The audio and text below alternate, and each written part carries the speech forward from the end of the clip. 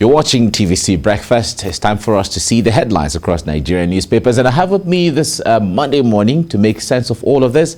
I have a public affairs analyst, Dr. John, here in the studio. Dr. Good morning. Good morning, Mike. Good to see you. Good to see you. Great. Happy Monday to you. Happy Monday. Yeah. And I also have our fellow panelist, Dr. Dayo Kayode here as well.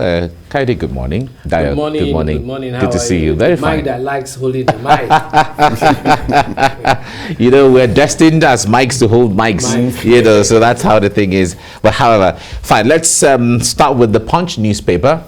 Punch says Buni may head APC convention. Uncertainty surrounds zoning. All right. President asks Yobe governor to lead party to national summit. The source is saying this. Adamu may lose out as party throws open chairmanship seat tussle. And Oshibajo to meet state chairman ahead of a presidential bid declaration. Okay, all that on the front page of the Punch newspaper. Now let's go to Blueprint. Blueprint is talking about APC crisis. Court halts party convention indefinitely. March 26th date shaky. Mala-Buni still in charge, returns soon. Ruling party arrogant in failure. PDP is wading in here. That's on the front page of the Blueprint newspaper. The Nation is next. APC chair. Pressure mounts on Buhari to drop Adamu. Buni returns Wednesday with a nod to take charge. Okay, that's the Nation newspaper. This Nigeria is next. Presidential ticket. APC splits into camps. As court stops convention, aspirants, proxies put pressure on Buhari in London. Okay, that's the APC splits into camps. This Nigeria. Leadership newspaper is next. Amid court order threats, Buni gets PMB's nod to conduct APC convention. Buni gets PMB's nod to conduct APC convention. That is what the Leadership newspaper has in there. From there, let's go to Daily Trust. Oshibajo notifies Buhari of presidential ambition. All right, Daily Trust says Oshibajo notifies Buhari of presidential ambition. President not averse to VP's ambition. Tinubu's ambition, RCCG memo put Oshibajo in tight corner. Okay, all that on the front page of the Daily Trust. Right, it's becoming more interesting by the day. Daily Times is next. Federal government initiates plan to restore fuel supply nationwide. Presidency source is saying. This says Buhari committed to avoid future recurrence.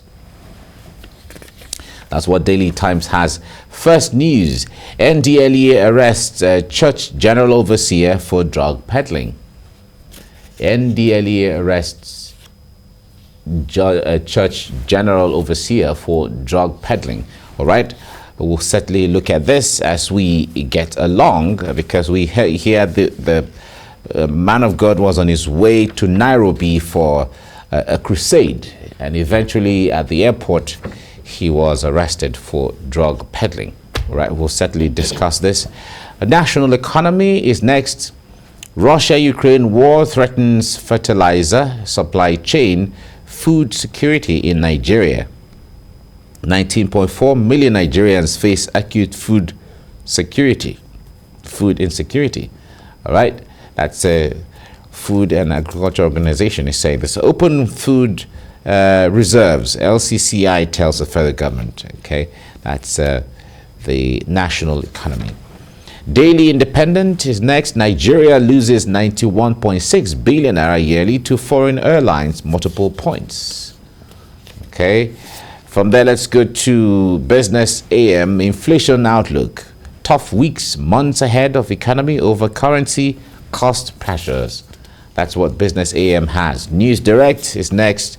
Mining industry, 2,000 companies, over 2,000 companies owe federal government 2.7 billion naira. NATI is revealing this, right? 2,000 companies owe federal government 2.7 billion naira. Okay, that's That's News Direct. From there, let's go to Abuja Inquirer. Abuja natives vow mother of all protests. Abuja natives vow mother of all protests, threaten to block entry exit points. All right, this has been on for some time now. Residents of Abuja, or the natives of Abuja, calling for more inclusion in, recognition in different appointments of government and so on. Business Day is the last one we're looking at now. Business Day says 2023 election, Nigeria's digital infrastructure faces biggest test. All right. Nigeria's digital infrastructure faces biggest tests. That's the last one we're looking at now. All right, that's Business Day. All right, gentlemen. Okay. Let's look at the first story, first news. And we certainly will be looking at national economy eventually. But let's look at first news. First news says NDLEA arrests a church general overseer for drug peddling. Now, let's leave the church and leave the person yet, but let's look at the issues on ground. This pastor was on his way to the airport on his way. So, Doctor, let me start with you on this. A lot of people say, well, these things have been happening, over the years where, the churches or religious organizations or, that are meant to, lead the people, one way or the other, are involved in different kind of shady dealings here and there, because that they don't pay taxes and they are not necessarily investigated in the context of the fact that they are not profit-making agencies. So, but what do you make of this? Okay, everyone at the end of the day either will behave in a certain way or the other way. We are certainly a product of, most of the time, of our community. The tap in the bedroom, usually people don't drink from it, not because the water there is different from every other place in the house, but it's simply because of the environment. So sometimes when we expect the community to produce some certain kind of people in the name of either politician, a pastor, or even police, I get surprised, because the community will always reflect itself under every circumstance, Mike, under every circumstance. So what we have seen now is a community that is fighting for survival, and the people are trying to cut corners to just beat poverty. Number one. Number two is when somebody does something and it's not punished, you've given the leeway for another generation to actually want to engage in that exact same thing, which is what has happened over the years. There's presently, permit me to use this my usual phrase, there's presently a general capacity collapse in the Nigerian community. And it's not a subject of whether you are in church or whether you are out of church. I'm a privileged Nigerian who has been in virtually every sector of the economy. I've been in the civil service, I've been in the private sector, I'm involved in church, I've been in politics and all that. Unionism? So, yes, I've been in unionism. So I can confidently tell you, Mike, that it's not a subject of where you belong. The Nigerian community we have built over the time, especially in the last 20 years, is a community that supports ill behavior. And once we do not punish people, you can't continue to allow people to commit a crime without punitive measure and expect that your community will be sane overnight. So it's not a subject of whether this person is a pastor.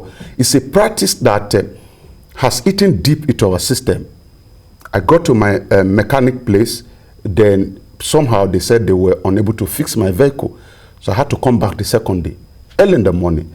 But there was something, when I wanted to carry something from the vehicle, then I met a young lady, 13, 14, inside the vehicle. I was wondering, what are you doing here? Oh, she said, oh, I came with the guy named Abi. I came with Abi, I'm his friend and all that. And in your car? In my car. Of course, Abi is the mechanic. Early in the So, morning. yes, early in the morning. So I took the discussion further. What are you doing here? It's too early for you to be at the mechanic workshop. Are you not going to school? What do you do? And all that. So we took the discussion further. Then I confronted her when I saw the way she was looking. That, are you on alcohol? That's what she said no, once in a while. Then I pressed further. Do you take this? I started mentioning the name of substances. So it got to a point, of course, that's also my area. I gave her that freedom. It got to a point, he said, last year when I traveled to, she mentioned the name of the community, and some people were giving me this and that and that. Mike, 13, 14, I lie not. So this is the kind of community that we are in. If you want to test what I'm saying, go under the bridge in Oshodi. You see them in millions that are abusing drugs, and there seems to be no way forward for them. All right. Now, the point there is the church, as we grew to know it, is meant to be a place where you go to find hope, you go to find forgiveness, you go to find guidance regarding how you should relate with the Almighty, and to be in the best of moral standards when it comes to how we're supposed to live, how we're not supposed to live. Let's just have all of those ideas. But having the church, everybody is supposed to stay far away from anything related to drugs and crimes and all of that. But what we have here is totally the opposite. Yeah, Mike, I like all you have reiterated. Those are things of the past. Oh. What is happening now? So all things have passed away? It's different. It's a total different ball game. In those days, permanent secretaries are permanent secretaries. All right? When the government says this, that is what you see. When you go to church, it is for you to be able to do all those things you talk about. You even see pastors these days, they will call for 70 days fasting, and then you see them going behind to eat. Okay? You see them going behind to eat. That's not the case. These days, listen now, just wait now. We are reiterating something, we are going somewhere. Let him land. Today again, the public bus, like BRT, that is supposed to be safe, is it safe again? Again, all these courier motorcycle, what are they supposed to be carrying? Parcels, cargo, and all that. What do they find in some of them of recent? So what is happening now, what has happened to this overseer, is not out of place. And it is so unfortunate that all these things are happening, but the government and the people, we have never taken our time to see how do we solve this problem. How do we get out of where we are today? And then you now see some other people, when you are telling them, look, let us solve this problem of this country. They will say, this problem is too much, Joe. Where do we start from? Forgetting that 1,000 miles journey starts with a solitary step. Now, look at what we are seeing today. At the end of the day now, you will see that particular overseer getting off the hook. We have seen a lot of overseers, going outside of the norms of the society. There was one that happened in Akure as regards allegedly burying a dead boy or girl on the pulpit. Allegedly though, I don't know how far they have gone with that case with the police. What has happened to such a pastor? So we have seen series of this, but it is so unfortunate that at the end of the day, it is the image of our nation that is being tarnished. Okay. Well, you want to react to that? Just briefly before we... Yes. I think it's also very, very important for us to know that in the societal hierarchy of things, you can call it philosophically, the government is more important than the church. The government is more important than any religious practice. In fact, I had said it before that it was in the pursuit of God that man found religion. But in the exercise of man religion, man missed God. From the very beginning, the intent of God was to have a government. And when you have a government, it represents the interests of God. The essence of government is to do for the people what they cannot do for themselves. That's the same concept of God. Now, if a government fails, then how do you expect every other unit of the community not to fail? So the major, you see, if the government puts in place a law, and everybody knows that when you go against this, this is the penalty, and the government is serious enough to make the penalty, then we'll not be talking about the fault of the church or the little agent of socialization and unit in our community. So it is whatever the government wants the people, how the government wants the people to behave. This morning, Mike, let me quickly add this. I was reading about how to change an entire generation, and I discovered that it even starts with the kind of curriculum that they get exposed to. So if you want to build a total Nigeria, it's the duty of the government. You start with the kind of things you want them to know right from school before you can partner all these agents. There's a general capacity collapse, not only because our people are behaving badly, but because the government has not totally understood its role, and especially in dealing with bad behaviors like this. All right. After God is the government. Is the government, like a lot of people would say. So, and then the family. Yeah, of course. But it's just like the complementary, assisting bodies here and there. The government, religion, courts, and all of that assist. But the point there is, after God is the government. If government works the way it's supposed to be, some of our prayer points will be unnecessary. Will be highly unnecessary. All right, Daily Independent, just in one minute, says that Nigeria loses 91.6 billion naira yearly to foreign airlines, multiple points. Now, this calls to the issues of many of our airlines. We understand there is an alliance of some of them recently. I'm coming to you on this one. A lot of them came together, which some persons really commended as a way of building capacity and pulling resources together to keep up standards in the industry. What do you make of this, though? But the issue is it that they decide to come together to improve on capacity, to increase capacity, or in the issue of increase in price? No, that's totally different. About increase in price. No, it's not about the price. The Spring Alliance, they called it the Spring Alliance, which they came together as a way of ensuring that when 2, 3, 4, I think there are about five airlines coming together saying that if my aircrafts are not enough on this route going to Abuja from Lagos, for instance, and we have some passengers on ground, and your airline has some empty spaces, a kind of a Star Alliance, like Star Alliance. Yes, we can conveniently, move these customers into this so that our passengers don't get stranded. So that's the arrangement. Yeah, it is good because even this arrangement you are still talking about is still within the Nigerian airspace. But when we now look at the external foreign airlines, because this one now is talking about to foreign airlines. In those days, we used to have Nigerian Airways flying all over the world. How many aircrafts were we having there? Do we still have them now? Even the BASA agreement, to what extent has Nigeria been able to fulfill its area within that agreement? The same thing with ocean liners. The same thing with Ocean Island. But it is a pity that, most of these infrastructures that Nigeria is supposed to have kept together, like he said sometimes ago, we have allowed our leadership grid to break down our national grid.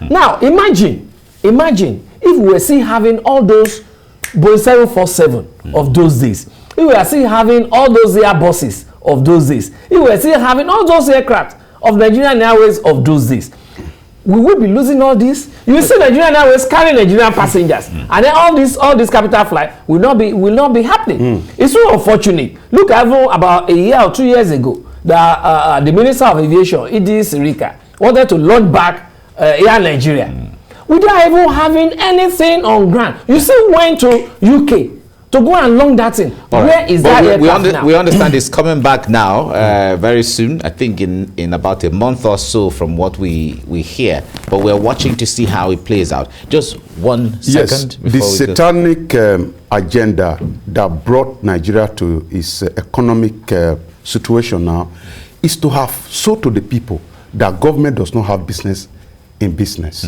It is satanic because the idea is not just for government to be dragging in competition. It's for government to engage in services that will provide standard within each and every sector. But we came up with the idea that anything government will never work. Let's privatize, it will work. Okay. And up to today, we are still on the prayer point. Yes. God will help us. All right, prayer point. yes, God will help us. no, that's where we leave it. God, sometimes even our security, we leave it in God's hands. Economy, we leave it in God's hands. Politics, we leave it in God's hands. Even everything. our bath, everything, we leave it in God's hands. God is the ultimate. You know how it is. All right, thank you so much, Dr. John, for coming on the program this morning. Yeah. Thank you very much. And Dr. Dayo Kayode, thank you very much for coming. Thanks for having me. It's my pleasure. Thank you. Right.